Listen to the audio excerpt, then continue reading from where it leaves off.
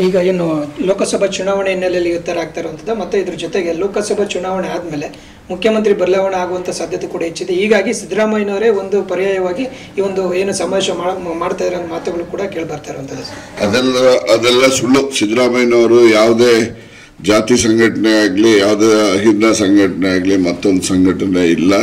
ಅದು ಸಂಘಟನೆ ಮಾಡಲಿಕ್ಕೆ ಅವರು ಪ್ರೋತ್ಸಾಹ ಮಾಡೋದು ಕಾಂಗ್ರೆಸ್ ಪಕ್ಷದ ಸಂಘಟನೆ ಪ್ರೋತ್ಸಾಹ ಮಾಡ್ತಾರೆ. ಕಾಂಗ್ರೆಸ್ ಬೆಳವಣಿಗೆಗೆ ಅವರ ಶಕ್ತಿಯೇ ಹೊರತು ಯಾವುದೋ ಒಂದು ಜಾತಿ ಬೆಳವಣಿಗೆಗಲ್ಲ.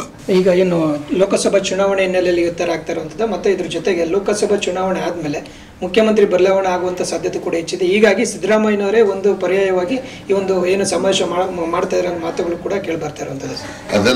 ಅದೆಲ್ಲ ಸುಳ್ಳು. ಸಿದ್ದರಾಮಯ್ಯನವರು ಯಾವುದೇ ಜಾತಿ ಸಂಘಟನೆ ಆಗಲಿ, ಯಾವುದೇ ಅಹಿಂದ ಸಂಘಟನೆ ಆಗಲಿ, ಮತ್ತೊಂದು ಸಂಘಟನೆ ಇಲ್ಲ.